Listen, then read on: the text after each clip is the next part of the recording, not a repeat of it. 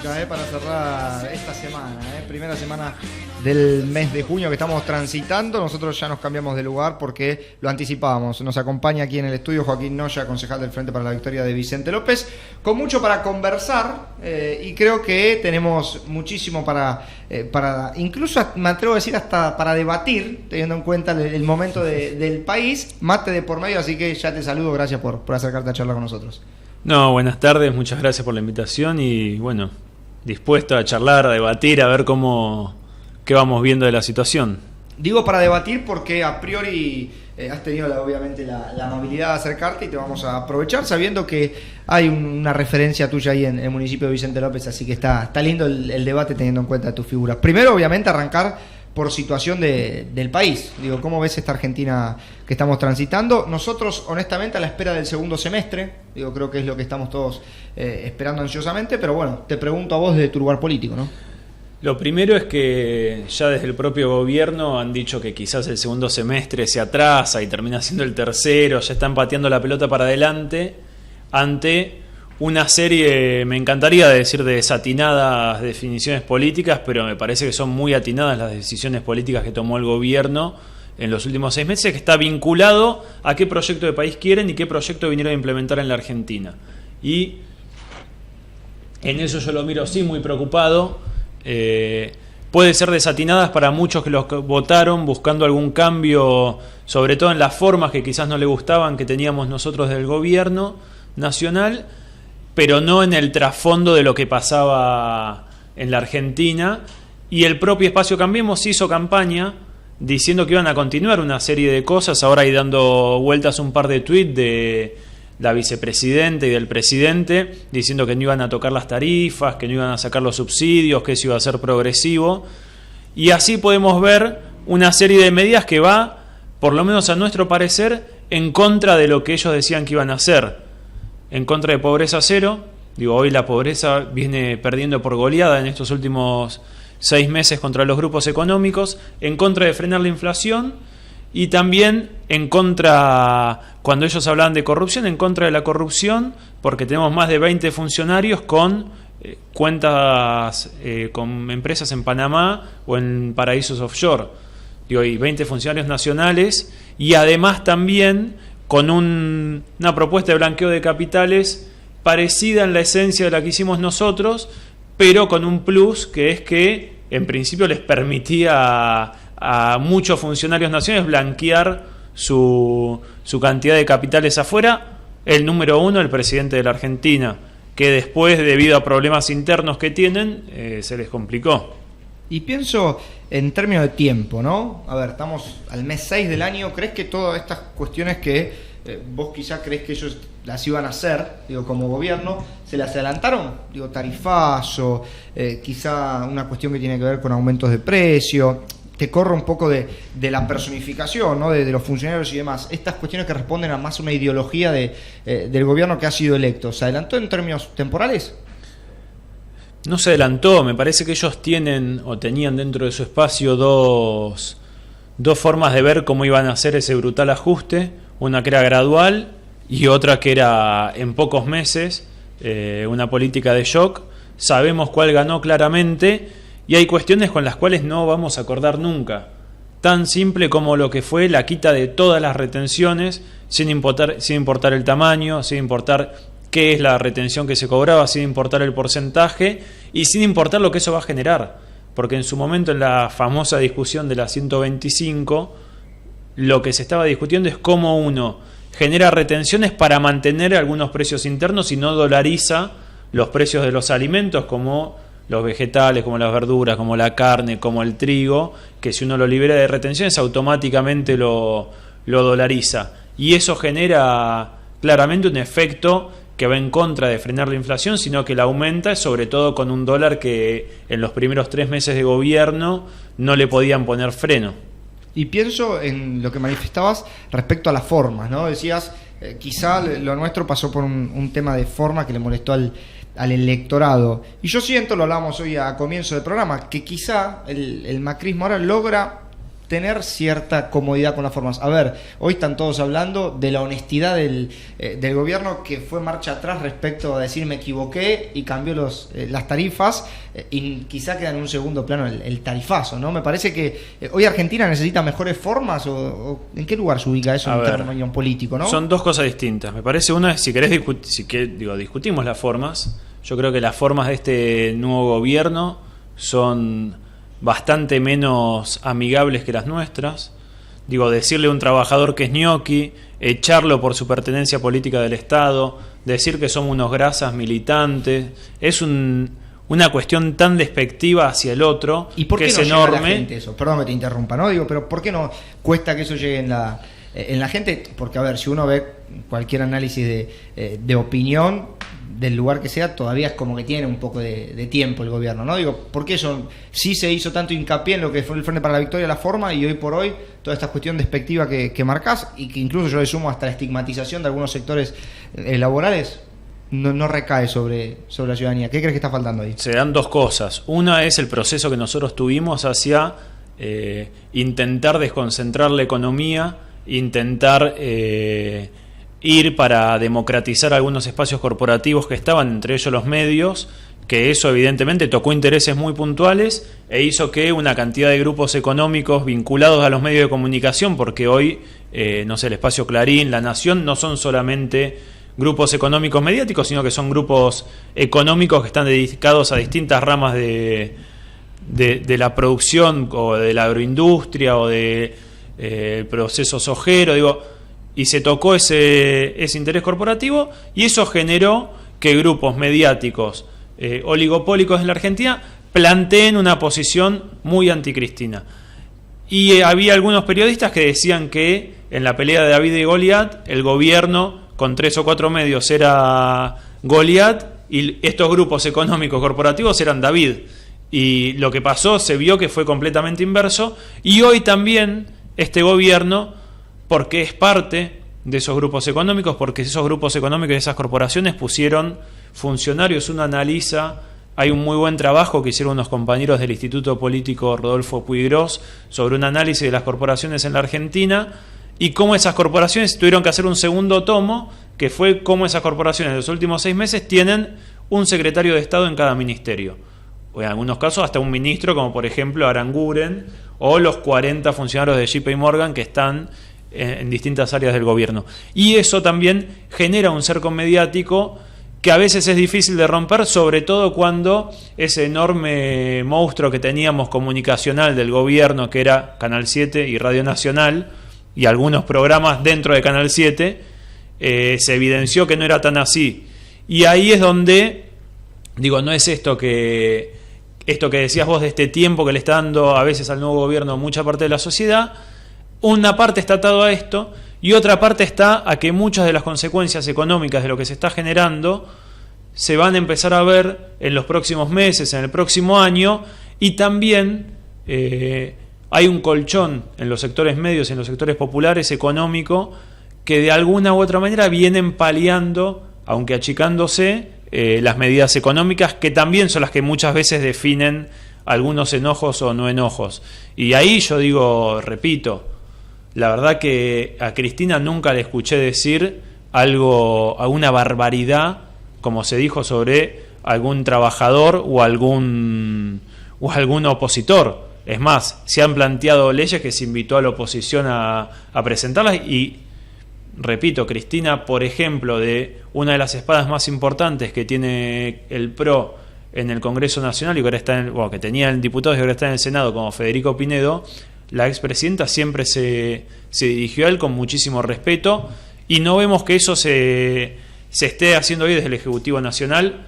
Repito 3 ejemplos que son bien concretos de las barbaridades que se vienen diciendo.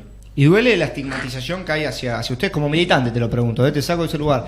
¿Qué sensación te produce cuando se refieren así a lo que ha quedado o lo que tenía representación del gobierno anterior? ¿Duele, molesta, le da ganas de tener revancha? ¿Desde qué lugar lo planteas? Esto incluso te saco hasta del lugar de concejal, A ver, yo en esto, gracias por la caracterización de militante, pues es como me siento ante la vida. No me duele las barbaridades que dicen algunos empleados como Pratt Guy del JP Morgan, digo, pues es parte de lo que su formación, digo, no me duele. Me duele las medidas económicas que están tomando. Me duele que haya más compañeros, más vecinos de los barrios humildes preguntando por comedores, por la mercadería. Me duelen esas cuestiones. Yo, además de ser concejal en Vicente López, en la organización en la que milito del kirchnerismo, formo parte de la mesa de provincia y recorro distritos que están con mayor complicación que Vicente López, y lo que te empiezan a plantear los compañeros de las barriadas es que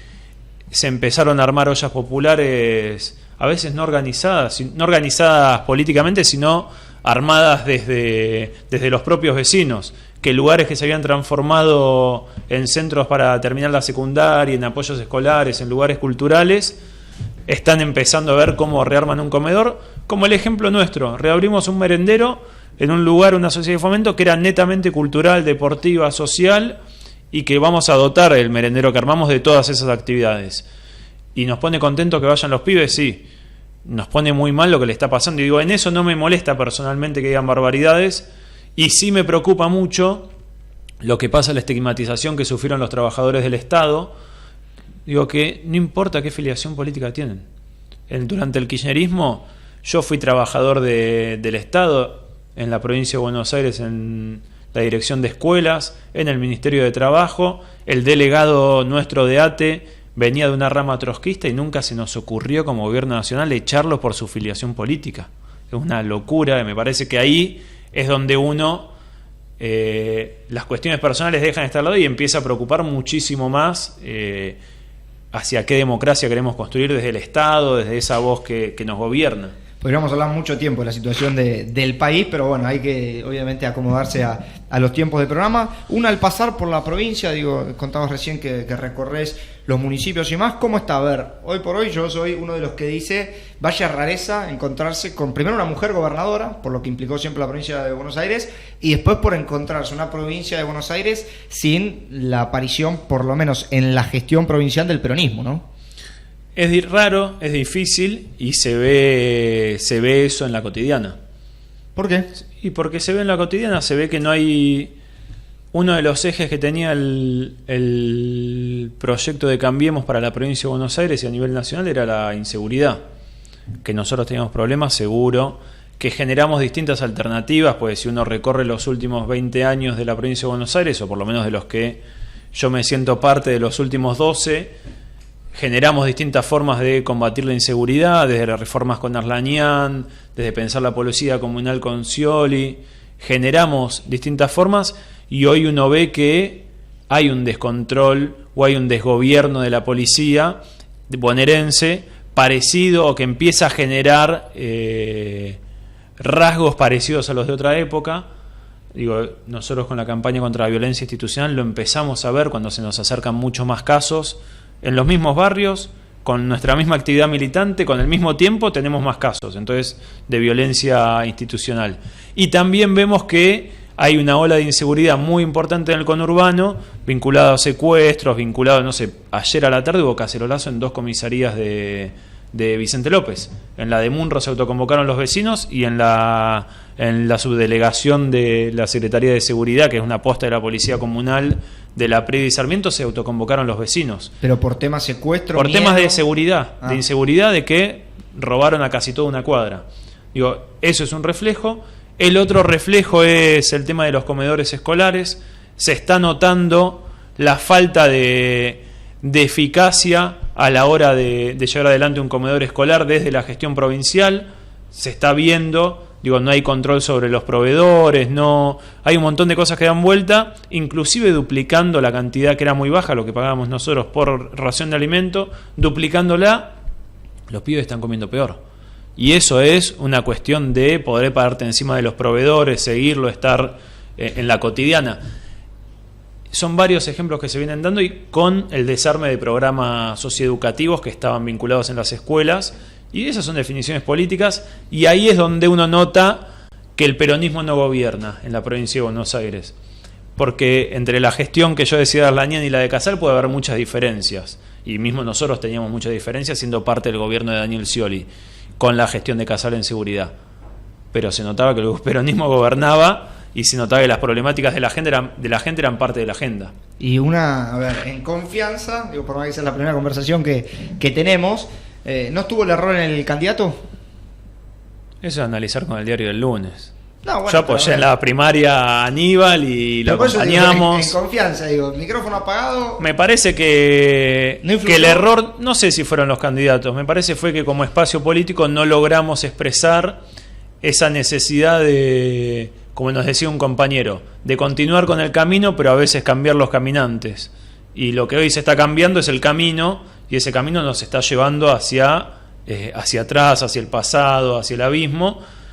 Y quizás lo que nosotros no logramos interpretar era algunas cosas de forma que se fueron dando en los últimos años, o quizás algunas, no era tanto la forma, sino poder romper ese techo de distribución económica al que habíamos llegado y que teníamos que profundizarlo y no nos da el tiempo. Pueden ser muchas cosas. No creo que los nombres sean el problema, sino lo que no pudimos expresar. Y también perdimos la nación por muy poquito, por 300.000 votos, que también hay que tenerlo en cuenta. Y en la provincia de Buenos Aires no creo que haya sido el problema el candidato, sino no poder expresar esas necesidades que los bonaerenses venían teniendo, que con nosotros habían cambiado y habían subido muchísimo el piso de su nivel de vida, y que depositaron su voto de esperanza en seguir subiéndolo, que evidentemente eso no se refleja y lo vamos a ver el año que viene. Vicente López, momento de hablar de lo que más me gusta, que es lo local, lo municipal.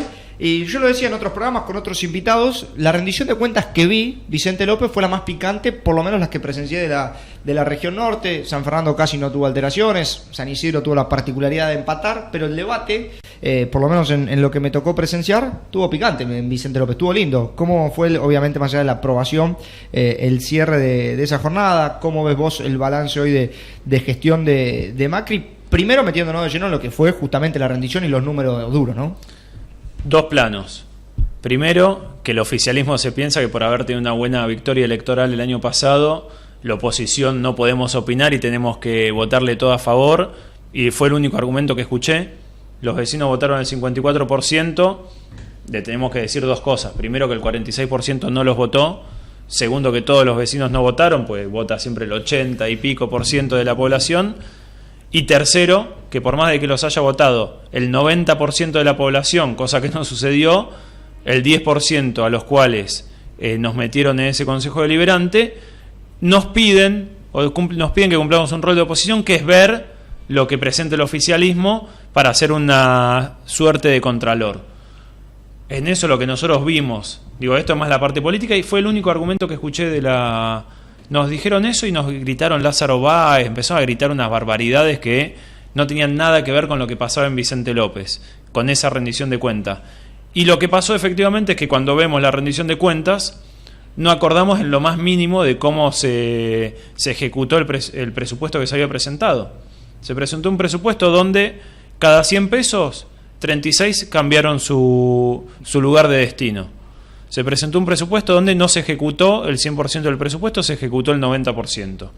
Se presentó un presupuesto donde se quedó con un plazo fijo de 423 millones de pesos, que es casi el 20% del presupuesto, que no sabemos para qué lo ahorra el municipio. Y es donde empezamos a tener diferencias fuertes. Para nosotros no hay que ahorrar en el municipio, hay que invertir todo, porque eso significa que solucionamos problemas. Y si ahorramos, es porque o lo ponemos en una cuenta específica para una obra particular que hay que ahorrar, o porque encontramos problemas a futuro gravísimos en la economía. Entonces quizás se están dando cuenta, o se dieron cuenta el año pasado, que si ganaban las elecciones generaban un desastre económico, dada la transferencia de recursos que le dieron a los grupos más concentrados, y eso se iba a sentir y necesitaban ahorrar, pero como no dijeron eso, que se avecina una gran crisis debido a los desastres que están haciendo económicos a nivel nacional, no lo explicaron. Segundo, no decía dónde estaba ese plazo fijo. Tiene que estar en el Banco Provincia. En la rendición de cuentas decía plazo fijo 1. Tercero, hay 8 millones de pesos al cierre del balance el 31 de diciembre en el Banco Galicia. Eso está prohibido. Tienen que estar en el Banco Provincia, no en bancos privados. Pueden estar durante el año, pero al cierre tienen que estar en el Banco Provincia. Cuarto, 9 millones de pesos del Plan Federal de Vivienda de los años 2014 y 2013 que nunca los ejecutaron.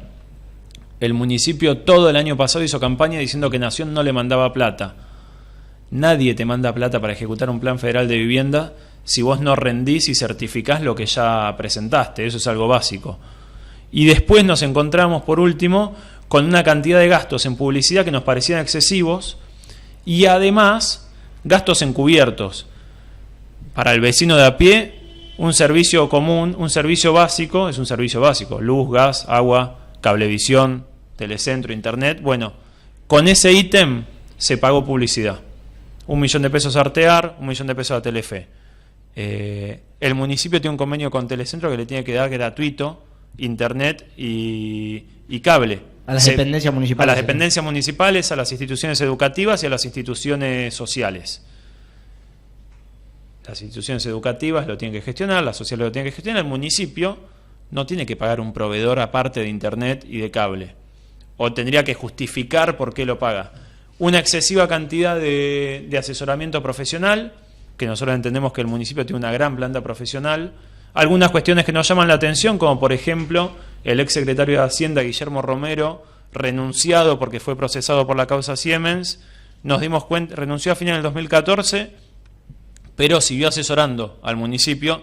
Todos los meses cobró fijo un mismo monto. Y por ahí tenía que explicar lo que fue. Con facturas correlativas. Le pedimos, como asesor de inversiones del municipio, le pedimos explicación de eso al oficialismo, no nos lo explicó.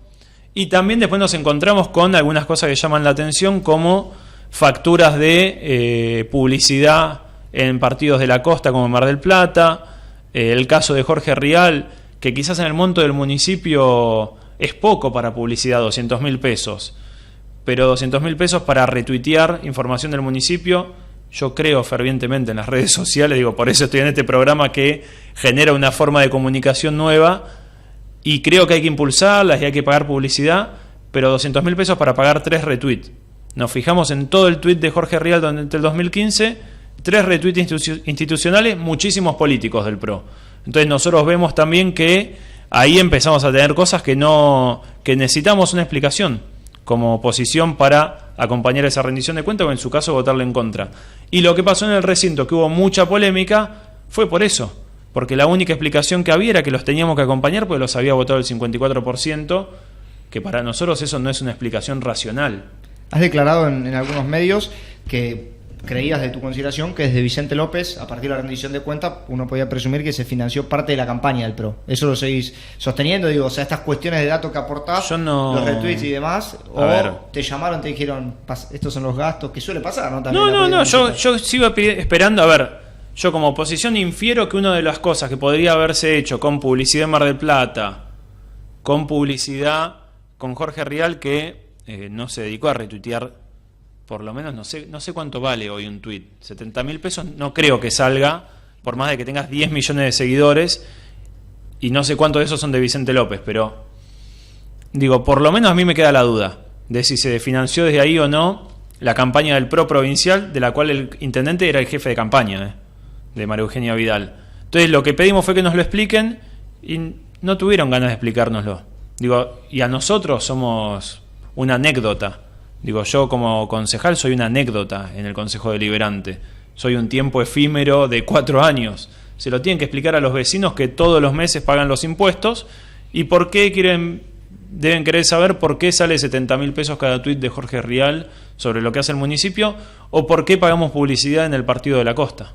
No, a ver, me parece que es la otra instancia. Muchos hablan de transparencia, muchos hablan de gobierno abierto. Creo que son esas las situaciones y quizá uno también por eso navega tanto en estas poquitas sesiones importantes, digo, que tienen los consejos. Rendición de cuentas, presupuesto, por ahí alguna que otra extraordinaria, pero no mucha más vida que esa. Y por fuera de este tema, Vicente López hoy, ¿cómo estás? ¿Cómo lo ves vos? Digo, yo siempre lo asimilo a San Isidro con esta división de este y oeste. Digo, ¿cómo está hoy la diaria en Vicente López en temas municipales, pura y exclusivamente? A ver, lo que veo es que sigue habiendo una división fuerte en cuanto a la inversión municipal en el este o en el oeste, o en cuanto a uno cómo busca inversiones en nación, en provincia, en el este o en el oeste, y eso se ve claramente, Y no solo en esta gestión, viene de antes. Y eso nos tenemos que hacer cargo. Teníamos un intendente aliado del Frente para la Victoria que hacía exactamente lo mismo. Volcaba la mayoría de sus inversiones en la zona este del distrito. Hoy pasa mayoritariamente eso. Las obras más importantes se vienen haciendo en el este del distrito.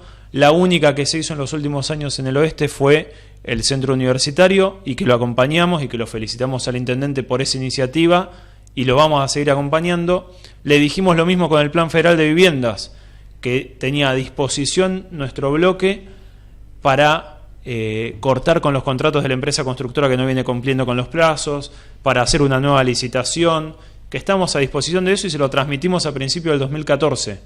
Siguió girando plata en Nación y no le ejecutó.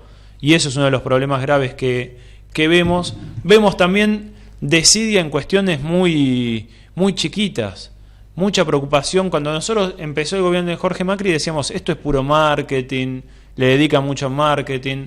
Cada presupuesto y cada rendición de cuenta se iba notando eso.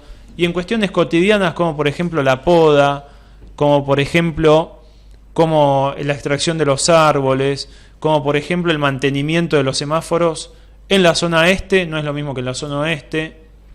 Yo ahora salgo de aquí y me voy a ver una vecina que, además de que vino preocupada, pues no sabe cómo va a llegar a fin de mes, vecina de Olivos, además, no sabe cómo va a llegar a fin de mes porque es jubilada, tiene un problema enorme con el árbol de su casa hace 6 meses.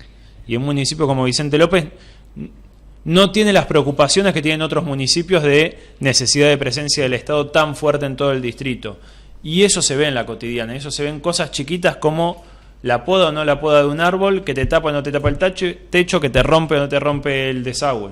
Y más allá del centro universitario, que todos coinciden que es, me parece, el gran acierto de la gestión de Jorge Macri, algo que vos digas, la verdad que esto tengo que reconocerlo para el primer mandato, que estuvo bien, digo, sacando el centro, que es indiscutido, ¿no? El centro universitario. Ah, bueno. No vemos otra cuestión. Metrobús, por ejemplo. Digo, yo Metrobús primero no fue una inversión de él. Pero pienso... no fue ni siquiera fue una definición de él, fue una inversión de la Capital Federal, que tiene que explicar la Capital Federal a su poder legislativo, que están en un problemita ahí, por qué empezó a invertir plata primero antes de pasar un convenio por la legislatura porteña de aprobación entre el municipio y Capital. Yo creo que el Metrobús funciona bien, fue una medida efímera, no fue nunca planificado. Hay que dejar de pensar es muy difícil ser gobierno y no pensar en los 2 años electorales, en pensar cómo cada 2 años hago cosas que se vean para llegar a la elección. Hay un problema de conexión importante entre la región y la Capital Federal que hay que resolverlo. No era solamente hacer un Metrobús de 15 cuadras, sino ver cómo se conectaba con San Isidro. Pero más allá de eso, los problemas de conexión en Vicente López no son con la Capital Federal. Tenemos Panamericana, Avenida Mitre, Avenida Maipú, Avenida Libertador, tenemos General Paz, que conecta con Lugones, y tenemos 3 líneas de tren para conectar con la Capital Federal. El problema que tenemos, y yo lo dije el día que se votó el Metrobús, yo en su momento vivía en Munro, tardaba lo mismo de llegar desde Munro hasta el Consejo Deliberante 30 cuadras lineales por Vélez Arfiel, Ugarte, que llegar de Munro a la misma hora a el centro, por lo menos hasta el Obelisco tardaba 5 minutos más. Y ahí es donde uno tiene que decir, bueno, ¿cómo oriento las inversiones? Yo sé que gobernar no es tirar manteca al techo, sino definir políticamente qué haces con los recursos que tenés. Y los recursos son de los vecinos. Bueno, el Metrobús no fue a resolver un problema.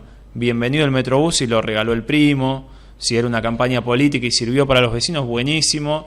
Yo soy de los que piensa que eso mejoró no solo el tránsito, sino principalmente el laburante que va al centro, que se toma el colectivo, pero no me parece un acierto de este gobierno municipal. Y si te dicen, lo queremos continuar, lo vamos a hacer nosotros, nuestros fondos, para que llegue hasta Paraná, ¿votás a favor o en contra? Primero quiero que hay 2 cosas. El estudio de impacto ambiental, si se vota un jueves a las 9 de la mañana, no entre el miércoles a las 5 de la tarde del día anterior y que no tengan problemas en la fotocopiadora para fotocopiarlo. Eso es lo primero que necesito. Después, si quieren hacer licitaciones directas como las hicieron, ahora pueden porque votaron la emergencia de infraestructura, pero que no me muestren así un papelito desde la otra punta del recinto diciendo que el Tribunal de Cuentas los aprobó cuando podía hacer cualquier cosa que no me llegó. ¿Hay que estudiarlo seriamente? Sí. El impacto ambiental que hicieron, evidentemente, tenía algún problemita, porque surgió un problema con el estacionamiento en todas las zonas aledañas a Maipú. hay que repensar el Código de Ordenamiento Urbano en torno a esta cuestión del estacionamiento, porque requiere sacar todos los autos que estacionan sobre Avenida Maipú, seguro. Si quieren ganas de trabajarlo y tienen ganas de resolver un problema serio para Vicente López, la oposición está dispuesta a escucharlo y a leerlo, como leímos el presupuesto, la rendición de cuentas, pero es muy difícil leer algo que no te dan y que te dicen que llegó el día anterior y no te lo pudieron fotocopiar. Si lo quieren aprobar así, y seguramente lo aprobarán, y nosotros no lo podremos acompañar porque no votamos a libro cerrado nada, porque los vecinos no nos votaron no nos votaron a nosotros para estar en el Consejo Deliberante y votar a libro cerrado, votaron a la oposición para que se siente en el Consejo Deliberante y le haga un contralor. Entiendo sus concejales y que quieran defender su proyecto, está perfecto, pero nosotros no estamos ahí para votar cosas a libro cerrado. Y si viene el Metrobús, no tenemos ningún problema, que llegue el impacto ambiental, que se haga una consulta en los comercios de la zona, de qué manera mejorarlos, cómo cambiamos el Código de Ordenamiento Urbano para que pueda haber estacionamientos en la zona y mejore la accesibilidad de esos comercios. Me parece que son varias cuestiones a tener en cuenta. Y en la charla, bueno, te darás cuenta, van surgiendo temas varios, sobre todo inquietudes que por ahí tengo yo más que el vecino. Pero a mí me llama mucho la atención, y lo he charlado con los que tengo la posibilidad de que se sienten aquí de Vicente López, las 3 cuadras de palmeras de Munro. Digo, Avenida Mitre hubo 3 cuadras nada más donde se hicieron palmeras, ¿por qué no toda la avenida?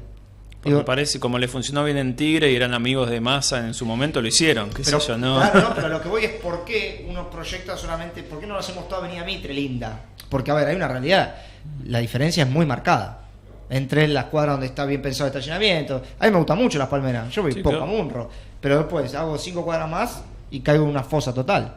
Entonces, lo que pero voy por es, ahí para la foto eso sirve y para la gestión cotidiana no. Es desde ese lugar.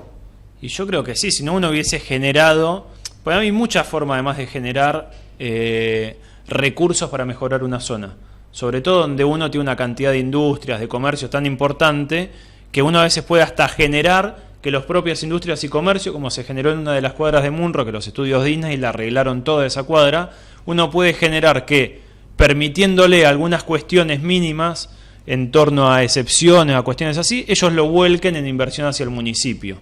Y eso puede ser arreglar de punta a punta Avenida Mitre, pues la verdad que repavimentar Avenida Mitre y que después las sendas peatonales durante un año no estén pintadas y nos vienen a pedir los vecinos, quiere decir una desidia importante, y lo único que le interesaba en ese momento al intendente era 3 cuadras de palmeras, mostrarle a su amigo Sergio Massa que tiene 3 cuadras parecidas a las de Tigre, sacarse la foto e inaugurarlo, y los que viven pasando Vélez Arfiel o antes de Villate se encuentran con una realidad absolutamente distinta. ¿Se nota el doble cargo de Macri en la diaria? Hasta ahora lo estamos empezando a sentir, me parece que el municipio se está empezando a acomodar. Claramente lo que vemos por redes sociales, por portales de noticias zonales, es que está recorriendo mucho la provincia de Buenos Aires. Nos parece que eso se va a notar a lo largo. Lo que nos preocupa es que quien de parte del Ejecutivo Provincial está designado a manejar el grupo Vapro tenga una empresa en Panamá, está manejando las finanzas del banco más importante de la provincia de Buenos Aires, del grupo que contiene ese banco, y no explica por qué tiene una cuenta en Panamá, que no sabemos por qué la abrió, pues no movió plata supuestamente desde 2004, nunca la cerró tampoco, no sabemos cómo le paga a los contadores, cómo paga los libros actuarios de esa empresa, pero la tiene. Y no explica por qué. Eso me preocupa mucho más que su doble función, que también es preocupante. Y pienso en ustedes, como espacio colectivo, fuerza política.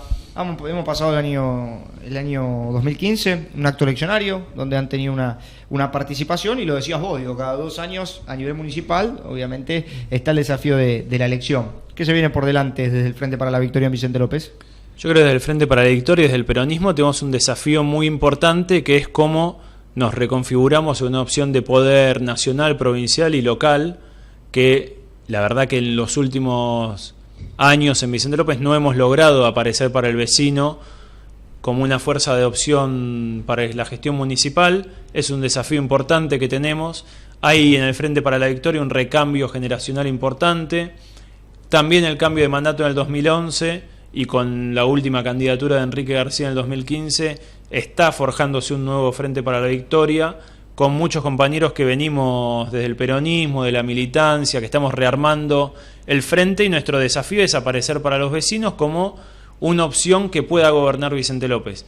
Y eso no lo vamos a hacer desde las discusiones políticas, de los candidatos, eso lo vamos a hacer hoy acompañando a los vecinos, desde estos vecinos de sectores medios, que están con muchos problemas en torno a el tarifazo que hubo de cómo llegar a fin de mes, acompañar a las instituciones, a los clubes que están con problemas para abrir el club por los tarifazos que hubo, que van a empezar a tener problemas con los pibes de los barrios más carenciados en torno a lo que es el alimento, en torno a lo que es la alimentación, la comida, y cómo acompañamos también en las barriadas más humildes del distrito, que son pocas pero que todavía las hay, esa situación de estar solos que tienen desde hace 6 meses, de no tener un Estado nacional, de no tener un Estado provincial y no tener una política nacional que los haga parte cotidianamente.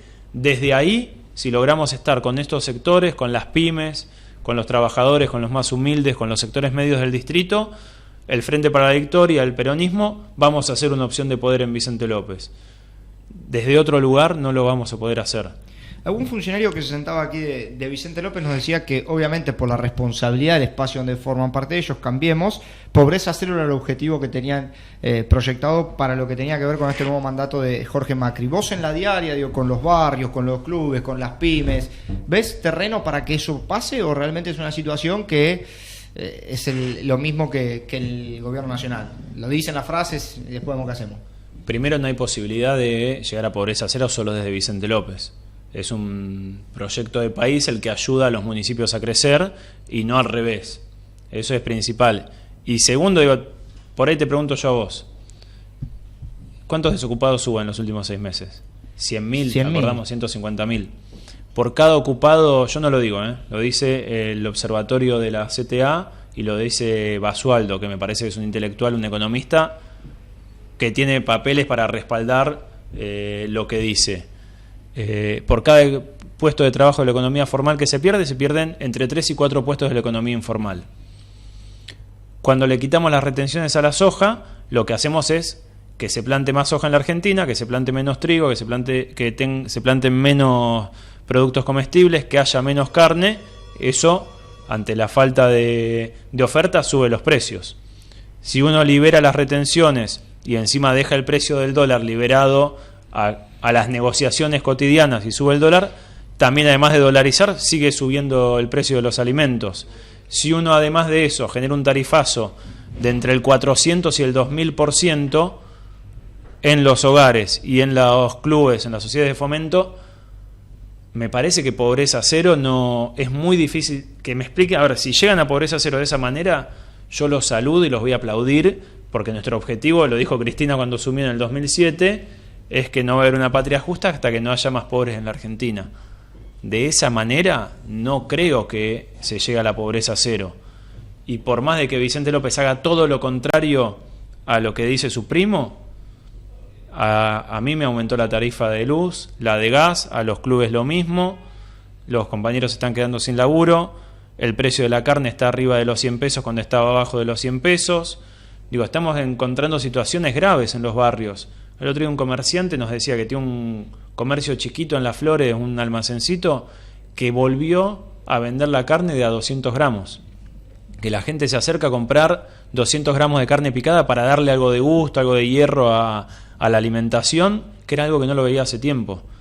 Son fotos o luces amarillas que se empiezan a prender, que el gobierno nacional tiene que escuchar. No puede pensar que puede pensar que todos nuestros pedidos y reclamos son políticos, pues lo que pedimos es que cambie el rumbo de hacia dónde viene, porque ninguno quiere repetir lo que pasó en la Argentina en el 2001.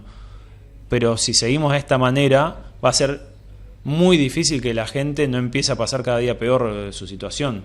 Pequeño juego que aprovecho para hacer con los concejales, sobre todo cuando son del arco opositor. Soy el intendente, te convoco. Joaquín, un proyecto que vos quieras ver concretado en este 2016, ¿qué me decís? Desde la banca, ¿no? Obviamente que se impulse desde el bloque. Que se impulse desde el bloque, no desde opiniones. A ver, lo primero que le voy a decir es que ejecute esos 8 millones, 9 millones de pesos que tiene el Plan Federal de Viviendas, que cuenta con mi voto para rescindirle el contrato a la empresa constructora y licitarlo nuevamente. Bien. Eso de movida, sabemos que no resuelve todo, ni cerca resuelve todo el Plan Federal de Vivienda, resuelve muchas situaciones habitacionales muy graves del distrito. Después que nos parece que hay que ir a un proceso de transparencia en Vicente López, que eso implica, por ejemplo, sacar de comisión, que está durmiendo hace 2 años, un proyecto de banca 25 que presentamos a principios del 2014, que es que haya una banca más en el Consejo Deliberante para los vecinos, está durmiendo en comisión. Llevar adelante el proyecto de transparencia que le presentamos a principios de este año, que es que las declaraciones juradas de concejales, subsecretarios, secretario, intendente y la defensora del pueblo sean públicas y se pueda acceder en las páginas web del municipio y del Consejo Deliberante, para que los vecinos sepan con cuánto ingresamos, cuánto ganamos por mes, con cuánto nos vamos de la gestión pública. Si además tenemos un comercio privado, una actividad privada, que también lo sepan de dónde vienen nuestras fuentes de ingresos. Eso está durmiendo en comisión y por suerte parece que va a salir una reglamentación que presentamos, que trabajamos todo el año pasado, que en eso debo decir que también participó el oficialismo junto con el resto de los partidos políticos, en cuanto, y lo digo hoy que es el día de la marcha de Ni Una Menos, en cuanto a una reglamentación de licencias por violencia de género para los agentes municipales, que está contemplado en el Estatuto Municipal, pero no está reglamentado en qué periodo, en qué forma, que se tengan que vincular, o que el municipio a través de recursos humanos los vincule con el Centro de la Mujer en caso de violencia hacia la mujer, que eso entendemos que, dada la buena predisposición que hubo el año pasado, y por lo que nos vienen diciendo sigue habiendo, va a salir para adelante, que queremos que salga, porque eso sí aporta, no sé si a pobreza cero, pero sí aporta a tener una vida mucho más digna para quienes sufren violencia de género.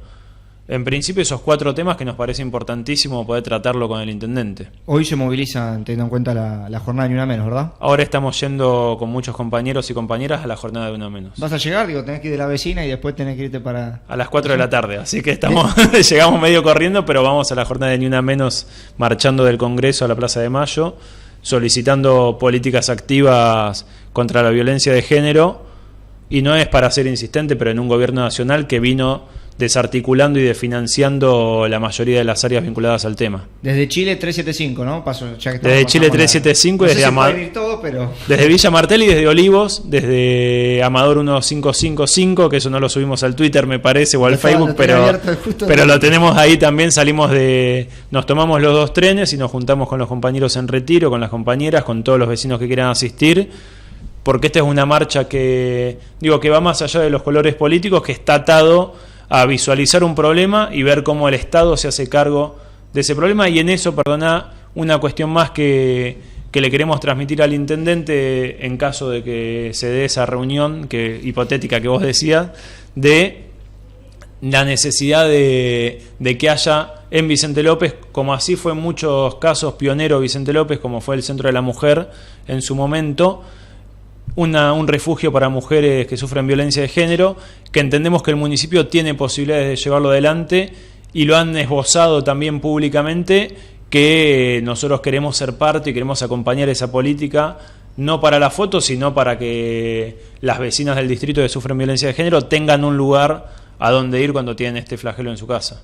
Joaquín, agradecerte por haberte acercado aquí a conversar con nosotros, deseándote un buen año legislativo. Sabemos que es tranquilo, pero bueno, nunca está de más el deseo, y obviamente las puertas abiertas para todo lo que vaya pasando en la vida cotidiana de la política de Vicente López, más que invitado. Bueno, muchas gracias y gracias por la invitación, y bueno, a disposición también cuando quieran para seguir charlando.